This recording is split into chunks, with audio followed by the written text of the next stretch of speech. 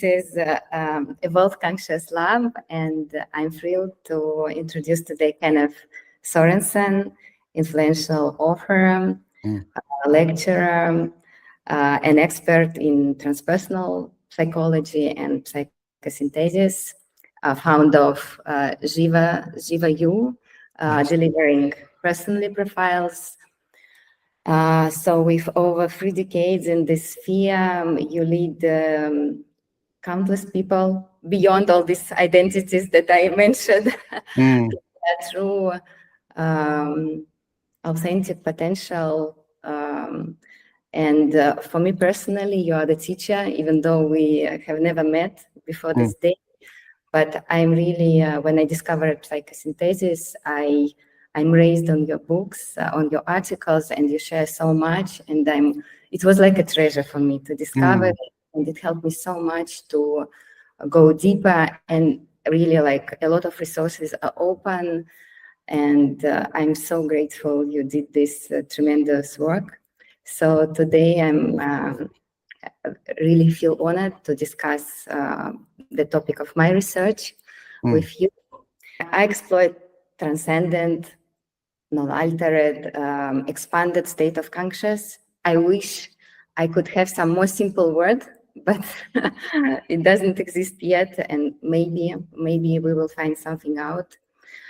And it's my professional and personal calling, because even though this topic is so complicated, I truly believe that this is something that is given to us, that is embodied in us, that it's our natural ability. We'll all have access to it. And it's a great resource that is given to us. And I wish more people just be, actually, I even believe that everyone experienced the glimpse of it. More, maybe we are not aware. So the purpose of this project is to raise awareness about it, to make it a little bit more simple, more accessible. So to start with, my first question, because you are expert in psychosynthesis, I know you wrote a whole book and keep writing this topic, but to have a context for people, from what perspective we are talking today. So what it is. So the question, what is psychosynthesis, is actually a very complex question, because it is so inclusive. But the founder of psychosynthesis was Roberto Assagioli, and he was born in 1888, and he was a very remarkable man. He very young had spiritual experiences and was brought up in a spiritual home. His mother was a theosophist, and he got his training into psychoanalysis, Freud's psychology, and was the first in Italy to actually introduce psychoanalysis to the Italian people. So he was grounded in, you can say, a psychology that investigate the human being as a sum of instinct, particularly the sexual instinct, that we have a lot of suppressions and repressions of all these primordial instincts. But Assagioli very quickly understood that psychoanalysis was very limited. So he started building a larger vision of what a human being may be, investigated the healthy human being. And it is not enough to investigate pathology and all the darker aspect of us. We must also understand a human being in respect to love and creativity and the healthy human functionings, and how we become an integrated person. He also laid out a spiritual vision, a vision of what he called the superconscious, that all people have inside of them spiritual gifts. It could be inner states of ecstasy, of insight, spiritual insight, transpersonal love, love for all humanity, exalted experiences of beauty, feeling connected with the whole universe, and all these types of experiences, as Jolie pointed out, was also scientific, because from a phenomenological point of view, they are facts of consciousness. I think his most important contribution to psychology was that he also included the soul, or the transpersonal self. His vision is that we as human beings, we have a spiritual essence that is central, or the most essential part of us. So we are actually divine beings in a human body. And these ideas and thoughts was very matured in the early 30s. So way before Maslow and the transpersonal psychology that came forward in the 60s, Jolie has already laid forward his system and his famous egg diagram with the 3 levels: the instinctual, the mental, and the superconscious. And he was not just an intellectual or philosopher and a doctor, but he was also a mystic. He actually had many very, very deep spiritual experiences. So he formulated and founded his psychology around his own spiritual experiences. So they are backed up by, you could say, the facts of consciousness. And psychosynthesis is built up around some 7 core experiences that we, as a psychosynthesis practitioners, we try to facilitate in our clients and in our students. But it is a spiritual psychology that includes the instinctual parts of us. We must look at our power, our sexual desires, our repressed aspects, but we must also reach into the farther reaches of our human nature. I also love this model because it's so integral. It doesn't neglect our primary instincts or but at the same, and I think it's also doesn't say that we only should be somewhere out there or like in transpersonal. We should integrate everything. Of the Eastern and also in the Western mysticism, there is some kind of a longing to get out and away from the human condition, but that's not psychosynthesis' aim. We aim at bringing all the spiritual qualities and insights into the world. So there's a strong emphasis on embodiment of being the soul in the world, and bring out our creativity through service and creating a better world. So it's very much here and now, and wanting to improve the world, not just get away into some kind of a transcendent bliss, but the transcendence is part of it, because we have to reach up and realize who we are before we can embody it. So why did you agree to talk about this topic? You can probably hear I'm very passionate about psychosynthesis, because it has given me a language to speak of something that is very dear to my heart.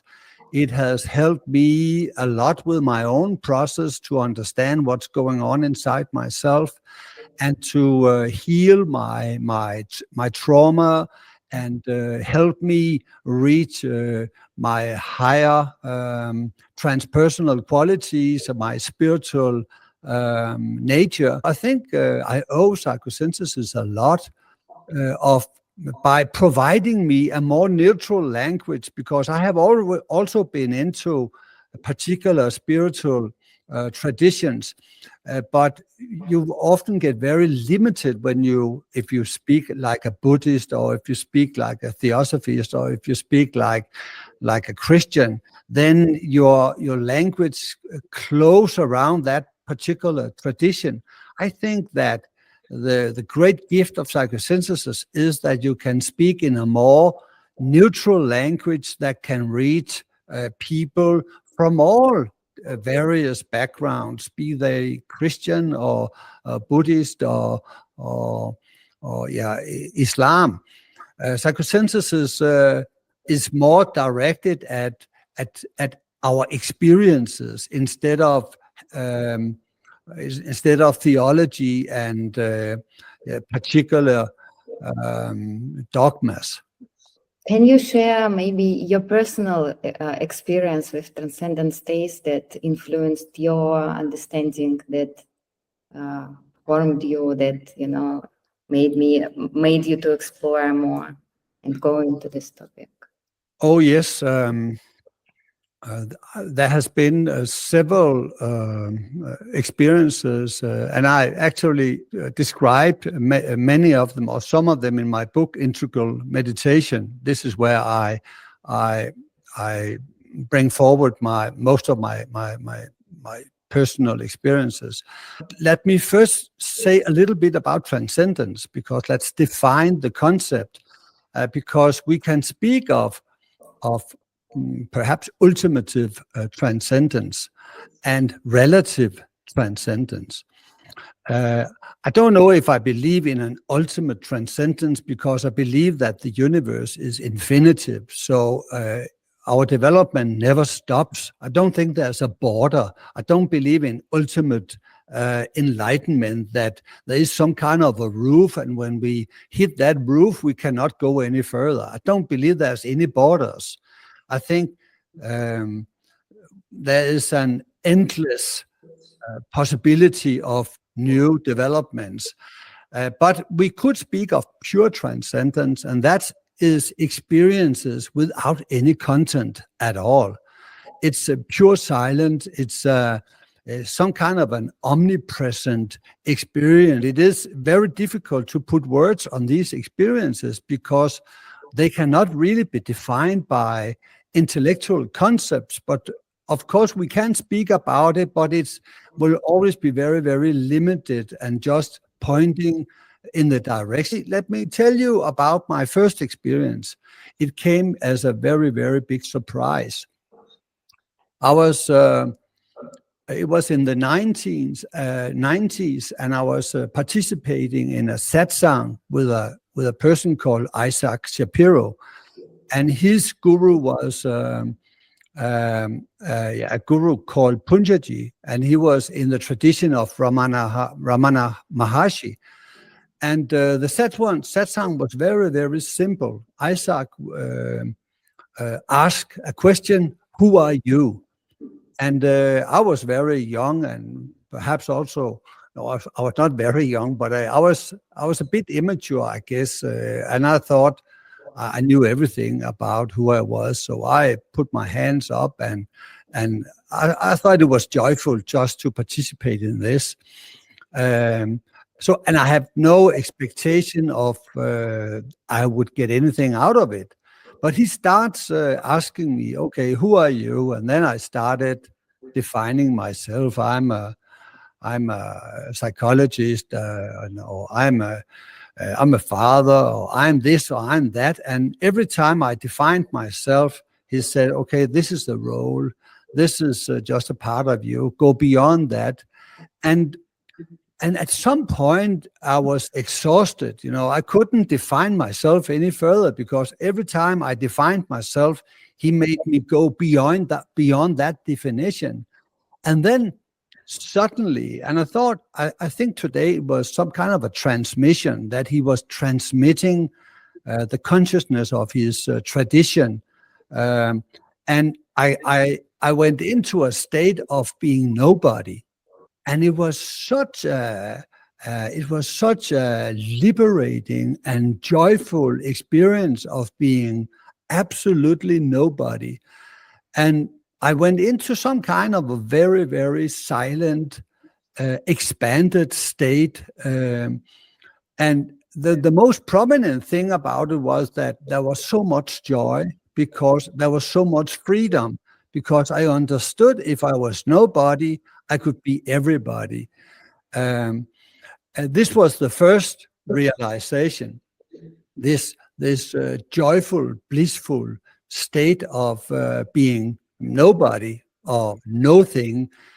And then afterwards, I also noticed I was completely indifferent to everything. You know, my former identity as Kenneth Sørensen was just so small, so insignificant. Everything that I identified with before was just like a small ant. It was just insignificant. And also I didn't feel attached to any of my friends, any of my family. I was just very, very detached, and almost like I was some kind of a cosmic witness. I was removed from everyone, and I didn't feel connected at all. I felt more totally free, no entanglements, no connections to anything. And I had some kind, it was like some very, very past from former incarnations started to emerge, that I felt that I have lived in this state before. And it is a state where you can just be totally comfortable with suffering around you.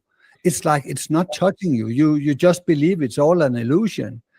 So I started then. I felt there was something old about this realization, something that was missing. Love was missing, connection was missing. And it was like I felt some kind of inner remembrance that this was not my path. This type of spiritual, it was a valid spiritual experience, but it removed me from earthly considering. It removed me from being affected by anything that went on. So this experience, did it last long, or it just, a few moments? It lasted an hour. And the first half hour, I was in this. Isaac went on with other participants in the group, and I was just sitting there in my own blissed out experience. And then I was there with a friend, and we spoke about the experience, and I was just reporting that how I felt. And then after, I would say, perhaps 45 minutes or so, because the satsang was closing, then in some way, I turned my back to it. I knew that this was not my path to go into such a detached state and having no relations. And I can only say it was some kind of a intuitive recognition about what my soul path was. And in this life, I was not intended to pursue this very detached way of being. First time I knew that my identity was not my personality, that my identity was energy. I'm a point of energy. I'm not my feelings. I'm not my thoughts. I'm not my body. I'm not my history. I knew for sure, without doubt, that I was a spiritual being. At that time, I was not able to put a lot of words on it, because it was such a new experience. So I was very confused about how to describe it. Since the 1888, I have had a regular meditation practice. I meditate for 1 hour every day, and some years more. I had 3 years I meditated 3 hours every day, and some retreats too. So I have had several types of these transcendent experiences. And did you follow some tradition at that time? Like what kind of meditations? Yeah, in the start 90s, I was part of the Theosophical Society, and especially someone called Alice Baylis, and that was a big group in Denmark that I was introduced to meditation in '88 from a mentor that was also an astrologer, and he advised me because I was very neurotic and had a lot of self-hate. At that time, I was around 26 years old, and he also advised me to go into therapy. He put me on a meditation. There's a sun in your heart, and that sun carries all the qualities, all the soul qualities you are. So whatever you wish for, you can just sit down, relax into your heart center, see that sun, and feel the qualities you want. And I wanted a lot of love because I had so much self-hate and also social anxiety, and I was not able to really connect with people. So for the first time, it was just like coming home. When I sat down there, I really vividly remember it, and just closing my eyes and connect with the heart center. And after a while, I started recognizing the love quality. And it was just such a revelation that I had access to love inside myself. It was not something that I have to necessarily go out into the world and find someone out there who could love me. No, I could actually give myself or relate to the qualities of my being and light myself up from within. So I did that meditation for around 10 years, every day, one hour a day, on different types of qualities, acceptance, trust, love, and whatever. And slowly and gradually, I became more centered in myself and found a presence of love within my heart center that connected me with myself and with the divine, and also improved my relations around me. So it was another kind of transcendent experience in these meditations than the first one, yeah? So yeah, because we can speak about relative transcendence and ultimate transcendent. And transcendent, without content, where there is no thoughts, no personality, no story. You are just a cosmic witness.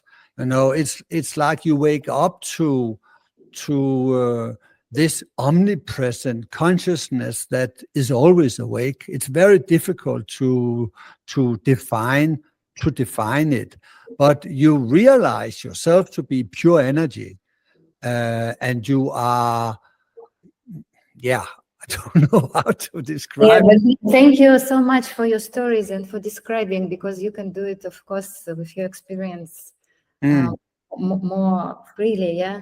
And for people who experience it, I think for many people who have some kind of experience, it's very inspiring to hear it, because they can identify also their stories better. Because it's really like there is no words. And then there are, you can say, states of consciousness that brings you beyond your present personality consciousness. And we all in our daily life, we are embedded in our personal stories, and we experiences our emotions and our thoughts, and sometimes we feel bad about ourselves. But then in some meditations, we get lifted up into the superconscious. And the superconscious is a higher state of awareness, a higher type of love. The first superconscious experience I had, and it was not ultimative transcendence. It was not without content, because I had a meditation practice with the sun in my heart. And then I visualized Christ out in front of me, and Christ slowly, gradually came came closer and closer to me until he went into my heart. And I did that for a long time. But then one morning, I was in my parents' house, and I was very, very sad, very, very lonely, and really felt very bad about myself. And I just started this meditation practice. And then instead of me visualizing, I saw a vision of Christ. And when I speak about it now, I get very emotional because it was such a profound love, and he just entered my aura, and it was such a pure love. And it was like everything in me, inside of me, also all the parts of me that was so full of self-hate felt completely loved, completely perfect. And it was that I get some kind of a sensation that me and Christ was actually equal. It was not like he was above me. It was like he was a friend, a very, very dear, intimate friend. And this presence just went through me. And I had some kind of I don't know, it was not a mental breakdown, but I was so overwhelmed by joy and release of suffering, and couldn't get hold of. I didn't know. I knew what I had experienced, but it was very hard for me to really grasp.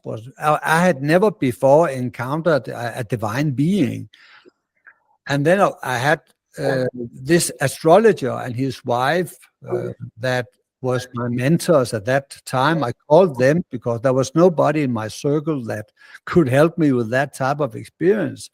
And they immediately listened to my story and went into a car, drove 50 kilometers down to where I was and picked me up and drove them home. They were also a therapist. And then I was helped to get a grasp of what was really going on. And I would say that experience was a very, very dear and profound experience that put me on a very dedicated spiritual path. I knew this was what I was going to do for the rest of my life. So you see, it was a transcendent experience, but it was with form. There was a divine being, there was a lot of emotions, a lot of love. So it was, I would say it was a superconscious experience of love and forgiveness. I felt that I had been forgiven of all the bad things that I felt about myself. Afterwards, you think that you are completely healed, but you are not. I had done so much more psychotherapy after that experience, but it gave me a blueprint. It gave me an experience of how I could be if I truly loved myself like Christ, And I believe that every people have this Christ nature in their heart center. And if we connect to that Christ center, we feel truly loved. So it was a transcendent experience, but it was relative transcendent. It was not out there into the cosmic. It was much more intimate. So now you are looking from this point of your life at that experience. What process really took place during the experience? I would call it a spiritual opening, and also what Stanislav Grof has called it a spiritual emergency. And it's an opening to the superconscious area. And it's a connection to a part of you. And we in the superconscious, we are not separated anymore as an individual. When we are enclosed in our you can see normal personality, we feel separated from other people.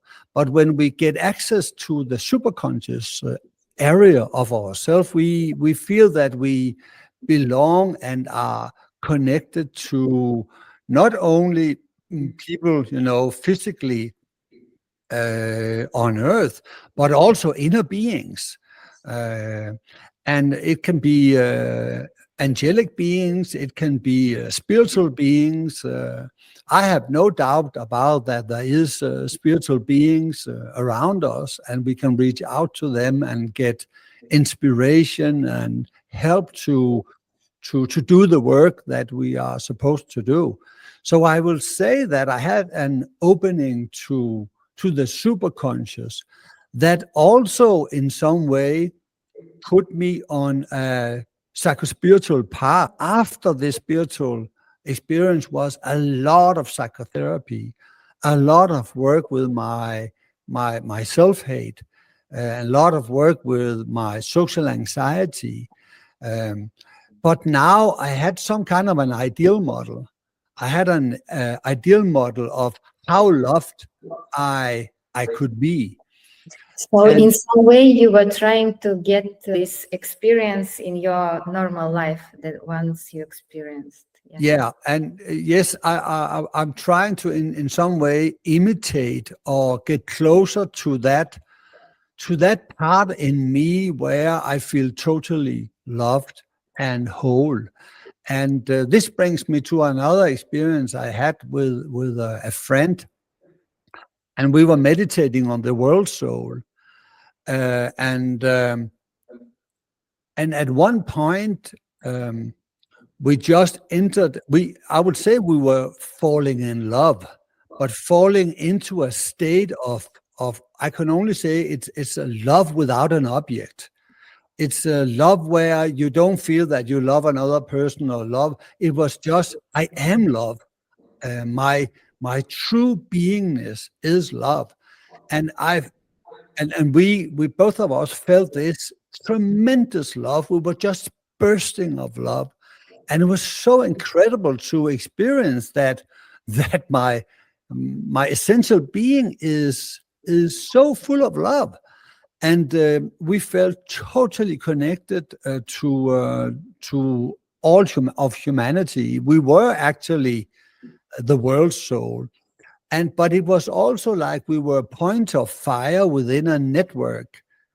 And we felt that every person had some kind of a cosmic address. Meaning we all have a particular job to do in the world community. We all have a task. We all have a calling. And it was some kind of an inner realization that this love that I am, I have to bring that out into the world. And that experience was perhaps 15 minutes or so. But again, it gave me, and I've never had it before. I've never had it afterwards. It was a one-time experience. There was an element of superconscious realization about the world soul, but it was also a quality of my soul. I believe that my soul is pure consciousness and love. And so I believe I had a realization of me as an identity, a spiritual identity, as pure love. And if you haven't had that experience, I know it sounds very, very far out. And it is very, very strange, because that's not how I feel on a daily level. But this experience has created some kind of a thread inside of me, a link into that state. And I can draw on that as an inspiration when I meditate or walking nature. It has given me a realization who I am in my deepest essence. And whenever I am immersed in very difficult emotions, and I still, of course, get angry and get hurt and have my old stuff coming up, then I know this is not me. This is sub-personalities of me. This is old conditioning that I have to love myself through. Mhm. And I think the experience brought me to the realization how important it is to be a loving observer. And that's, I would say, to be the loving observer is perhaps the most important element of my spiritual practice today, and something that I train clients and students in, to know that they are not their body, they are not the feelings, they are not their thoughts, they are the loving observers. And from there, we can learn to hold and be with whatever is arising in my consciousness. So in some way you transformed your this ultimate experience, love to this, to your first experience, and it became not only observer, but detached, but the loving observer. Yeah. Yeah. Transcendent part, where you just let go, you disidentify from everything that is in your from every content that is in your awareness at a given time. And the love is, you say, you connect with this acceptance. You accept whatever is present. And I will say it is a crystallization of spiritual insights that I had also on retreats, because some in a retreat where we were sitting 7 days, 10 hours a day, and I was really struggling with a lot of it. My back hurt, and I felt like a victim because I didn't experience anything, anything blissful. And I had all this mind jumbling around. And then there came a deep realization about that everything is teaching and everything is service. So no matter what experiencing you are in, your job is to love it. Your job is to be present with it. Another insight: ecstasy or agony, no difference. So if you are in ecstasy, fine. If you are in agony and pain, fine. Because your job is to love it up in frequency. So it gives you this stable inner sense of just being present to your whatever is in your consciousness and love it. So it's work with energy. And if there's a lot of dark energies around you, then you have a job, and that is to love this energy up into a higher frequency. And you do that by paying attention and being aware of it, and open your heart in acceptance to whatever it is. If people, they don't experience such ultimate states, and you say there is ultimate, there is relative, and for some reason, not everyone is ready to devote so much time and so much effort. So there is it's not their way. But can a person find this transcendence somehow, maybe in not so ecstatic degrees, but still maybe not to miss this transcendent state? So can it be less, ecstatic, but still important? Exactly. And I think this is what I have experienced many times in my psychotherapeutic practice. That people suddenly shift out of their sub-personality. That if I have a client that is very identified with a particular part of them, let's say they feel they are a victim and nobody understands them, then sometimes I do an exercise where I place a chair in the room, and then I ask them to stand up on the chair and put a hand on their heart, and then look down to the person who is identified with being a victim. And I'd ask them to take the position of being the loving observer, the soul. And sometimes just this very simple exercises by shifting perspectives changes their entire identity. Suddenly they can see that they are trapped in an old childhood trauma, and now standing on that chair and looking down, they now see that they actually can start hugging and be present and feel love toward that child inside of them that feels like a victim. And that is a transcendence. Whenever we are very identified and have a sub-personality up in our face, and we are so identified with, when we get it out through a disidentification exercise and learn to love it. Love implies there is me as a observer and a lover and the object that I love. When we start to create that distance within ourselves, then we transcend the state where we are completely identified with a particular part of me, and doing this all the time on a daily basis. Whenever we get upset, when my child or my wife don't do as I want them to do, and I get upset, then I try to do this exercise again and again and notice what's good. What you do in particular, for example? Yeah, but I noticed that I noticed that I get irritated and hurt, and then instead of acting out from that place, start to blaming my wife or my kid for not being as I would like them to be, then I just become present to the emotion and to the pain inside of me. And I know now, because I work so much with this observing, I can enter into this place where I can just be with it, contain the pain and become an observer. Breathe through it. Observe, accept, breathe through, release. That's my mantra. I observe what's going on. Okay, I'm hurt and I'm irritated. I accept this is my condition right now. I am actually full of irritation, and it's okay. So I bring love to the situation.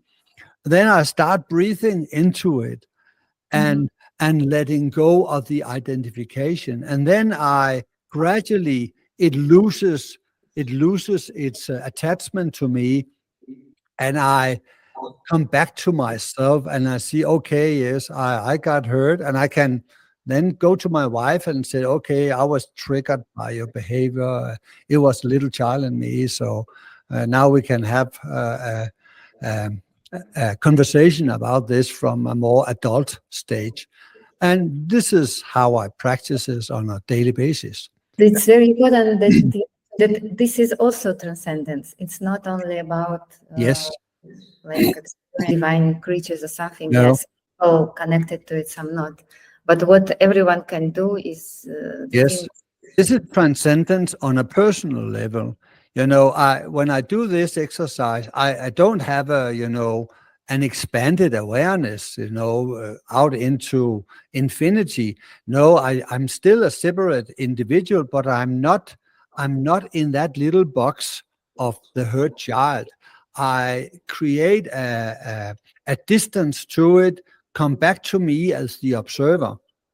And then this is then I transcend this instinctive reaction pattern and can start working on it. So I would call it personal transcendence.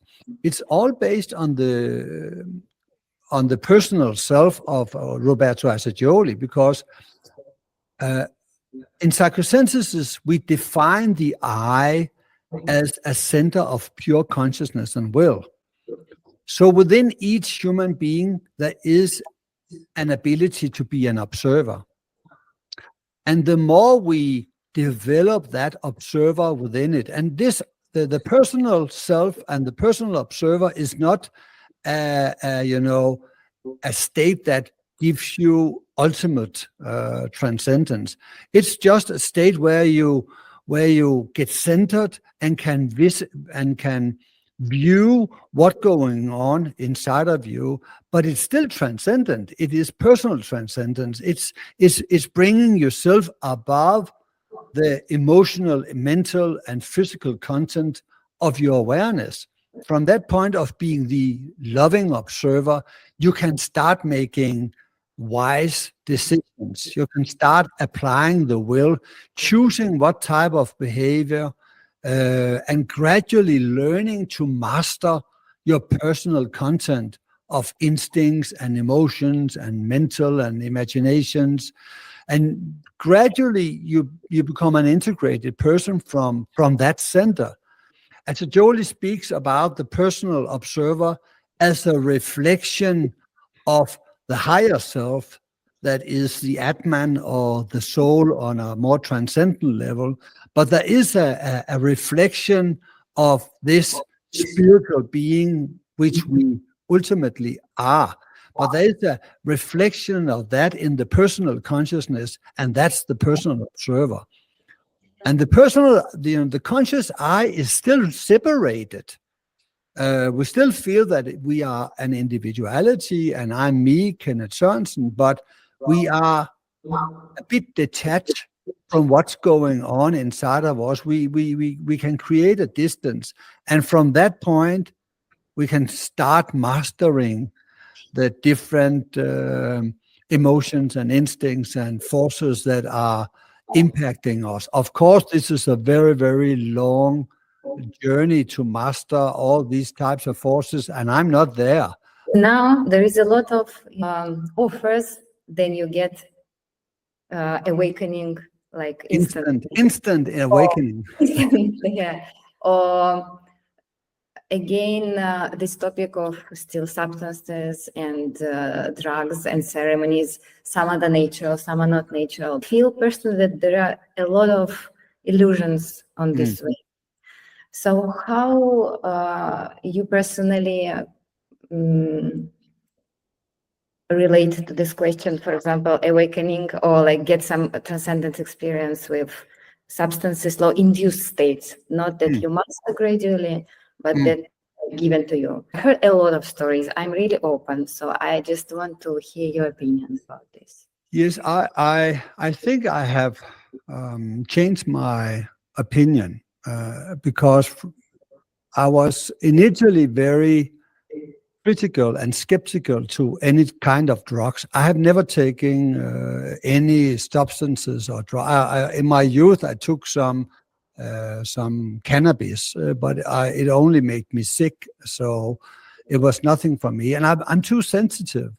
I'm too sensitive to take these drugs. That's my inner sense.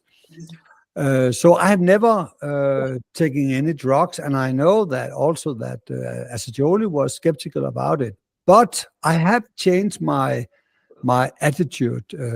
Even though it's not good for me, then I can see there's a lot of scientific investigation into the whole subject today. And on very prestigious university, they are doing research, and a lot of people coming out and say that it's really changed their life and changed their perspective of what a human being is. And I cannot dismiss people's experiences. They say it has really tremendously impacted their life, and perhaps also put them on a spiritual journey. So I will not dismiss that it can have some benefits, but I don't believe that you can have that you can go on a spiritual journey only fueled by drugs. I think that is very, very bad, because you have to build up these capacities inside yourself for accessing these natural states of your inner being. And there are, meditation, and there could also be other type of practices, dance, and like the Sufis are doing, and other type of ecstasy-inducing natural practices. I think that using drugs can perhaps be a way of getting a glimpse of a mountaintop. But then you, after the drug, when it stops, you are back in the base camp, and you have to climb the top of the mountain by yourself, and that's pretty hard work. After I had my spiritual experiences, even though I had an access and I have a glimpse of my true nature, I was still the same neurotic being afterwards. So all my traumas and all my conditioning was still there. So I still had to do the yoga on a daily practice, treat my body healthily, doing psychospiritual work on my emotional and my mental conditioning. So doing a lot of hard work, looking into my trauma and also my greed, my power, my aggression, really looking into that and owning it, because we cannot embody the spiritual consciousness if we haven't cleaned or purified our personal nature. That's just impossible. That spiritual development always contain a deep work with your lower unconscious. We can pay lip service to universal love, but if we have a lot of jealousy and greed in our belly, then we cannot express that universal love. It's totally impossible. And we see many gurus fall on this. They have an ability to speak about the transcendent states, but then we see on a personal level that they have sex with their students, or they abuse them monetarily, or in other ways treat them very badly. And this is because this is what's called spiritual bypassing. They haven't done the work in the lower unconscious, and that's so important. Mm-hmm. So thank you for mentioning this, because I think there is a lot of illusions that you get into the transcendent state and everything will just happen by itself. As you say, it's just a glimpse. Some people are lucky to have it natural, some people use maybe something induced states, but after you still have to do the work to to get there, to work with it, to embody it. And if they're not willing to do that, that we have the persons that go from retreat to retreat to retreat and just seeking these peak experiences, but living a lousy life. They cannot get their relation working. They cannot keep to a job. They cannot, maintain a good, healthy personal life. So the ability to bring good out into the world becomes very limited, because they don't offer the time to develop what Advaita calls personal psychosynthesis. And personal psychosynthesis is to become an integrated human being who can be disciplined, who can take care of kids, and who can raise a family, and who can be responsible in relation to co-workers, and be effective on the physical level. They can plan and organize and get stuff done. That's very important, or else this lofty or these spiritual states cannot be embodied. And for me, everything is about embodiment. We transcend in order to embody. Maybe you can also share from your experience with the clients. Some people think, it's such a hard way, I'm not ready to meditate in years. But at least, like you shared, for example, this exercise with being a loving observer, to step out a little bit. Maybe some, still there are some shortcuts. I really believe that you have to do the yoga. You have to do the yoga. There is no quick fix. I don't believe it. And it's okay for you to have spiritual aspiration, to have this longing for something better and exalted states of love. It's totally okay. But at some time, you will hear a call. You will feel an inner urge to do something about it, to change your life, perhaps only in small ways. And it can be on a physical level. It's very important that you observe your eating habits, that you eat healthily, because your body states is reflected by what you eat. So that's one point. I would say the most important practice you can take up is to start developing your inner observer and the inner loving observer. Because if you start working with being an observer and start accepting what's going on in you, you have found a center. You start building a center of stability within you. You start knowing who you are, because emotions change, your thoughts change, and your body changes, but the observer never changes. It's always the same loving witness inside. So you have found something very, very permanent inside it that's always available. Also, when you are in despair and depressed, you can always observe and love whatever is. But it takes some practice to do that meditation. On my website, I have 7 free meditations that I have done, and I offer to people. And I'll share the link because I also use them. Yeah, very yeah.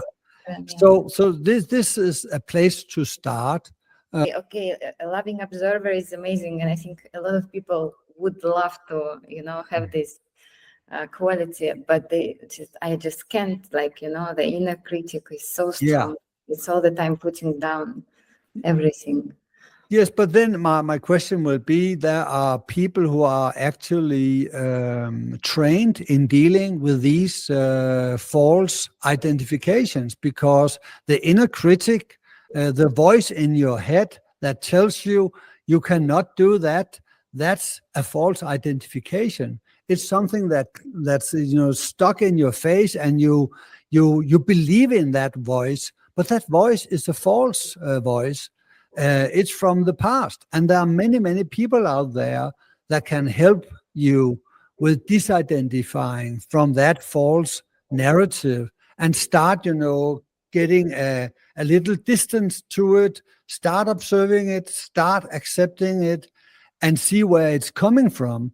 And perhaps it's your inner father, perhaps it's your inner mother, perhaps it's come from some bad experience with a loved one. I don't know, but you have the ability inside of you, but sometimes it takes a lot of help.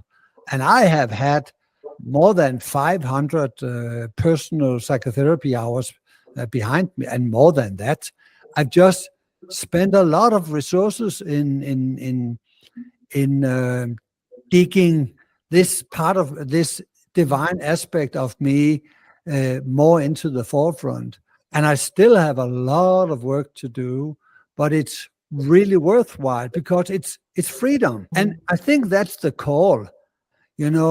There is something in you that is completely free and completely embedded in love, and it wants to express itself through you. And when you hear that call of freedom, you will not accept to be limited by an inner critic or other conditioning. You will find the means, economic and time, to do something about it. Even when you speak about this, it's a very good reminder. I hope the people that will listen this, they will feel it somewhere. This connection, this call. It's so important sometimes to remind that there is inside. Yes. Because Everyone wants it. Kenneth, as our time is closing up, is there something maybe that we didn't touch, but you think it's important to add to this topic of transcendent states? We haven't spoken much about the will. The will is very central to psychosynthesis. And the will is about authenticity, because the will is first and foremost the will to be you. So inside of you and inside of every human being, there is an authentic impulse to be who you are. But very often we are afraid of the will because it demands courage to step out of our comfort zone. And sometimes we get a lot of negative feedbacks from our surroundings when we start being authentic. But the will is very, very important, and it is our ability to choose in every moment and every day, who am I? To say no to old behavior that we don't identify with anymore, and start voicing our truth, start voicing our authentic being. And it could be our authentic expression as mother. It could be our authentic expression as a lover. It could be an authentic expression as a teacher, that we bring our authentic qualities within each of all these roles we have in life. And it is a call of the will to be you. And you can start learning to find your resonance or find that quality of authenticity inside of you. So it only takes that you practice it. And it's actually a practice of courage. It's a practice of saying yes to yourself and no to conditioning. For me, it was so after reading your articles, it was a discovery that will is not something that you have will to follow your goal or but will to be yourself, yes. Will to be. To have courage to be authentic. In order for you to practice will, you have to be awareness. There's no will without awareness, because in order to make a choice, you have to be aware of the different opportunities or possibilities of an action. So when I have a conflict with my wife and I feel very hurt, and I would like to hit her back, criticize her, then when I start observing what's going on inside of me, I have suddenly a choice.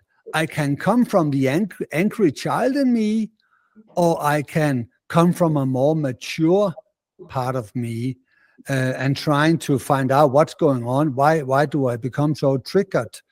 And in that way, I have a choice. What's the most authentic part of me right now? Okay, I choose to be a mature husband, and let's have a conversation of what's going on. So that's the will in action. And it comes out with our children, it comes out with our friend, it comes out when we are out in interchange with people around, that we always have this observing part of us. And also, we don't condemn the hurt child. We don't repress it. No, we accept that we are hurt, and we could perhaps also be honest about it. Say, okay, when you say such and such, then I get hurt. So what do you think about that? And then we have a mature conversation about it. Yes, so beautiful, because be true to yourself, because I think I am, but really to see who you want to be, maybe the best you can be at this moment. In this moment, yes. True to this, yeah. Yes. When we transcend, sometimes you feel you are a world of the soul, you are love. How not to mix it with just big ego? I mean, with or I'm some kind of divine. I understand this. I had these experiences. You don't doubt, you don't think at this moment. But sometimes when after you reflect, you think, okay, is it just maybe my ego just throws suddenly big, or it's something true? I think you raise a very important point. If we only focus on the experience, it's not the ego, because the state is not about you. Even though you feel that you are love, also that every other being is love. So you are in this expanded awareness where that this is the truth of every human being. So there's no hierarchy. There's no notion that you are better than anyone else. It's just the human condition that they are love. So there's not this comparison where you as an ego compare yourself to other. You are beyond that type of comparison. You just know that you are love, and everything in existence is also love. It's a universal state. But then when you come out of this statement, then the ego can hijack it. And you come into your normal everyday personality, and there's something in you that would like to get some recognition or be seen as spiritual or special. And then your ego can come in and hijack that experience and use it as a means of, raising your social acknowledgement, and this is easily detectable when you see people using their experience as some kind of I'm better than you, or I know everything. That type of ego is. But that's after the pure experience of it, that the ego very often hijacks spiritual experiences because the ego wants to be great. I would spend a few more hours here, but I really respect your time, and maybe, I don't know, maybe we will have more conversations, but I'm so grateful that you found time and you shared so genuinely your experiences and your experience based on it, and your expertise. Actually, it's like very similar core expertise and experience. In your case, it's really very connected. I will share the links to your sites and to meditations and to your books that I personally used, and I think is helpful for everyone. I think it has been a very, very good conversation, and I don't think I've had spoken so much about transcendence before on a podcast. So I think it's very good also for the students that I have in my circles.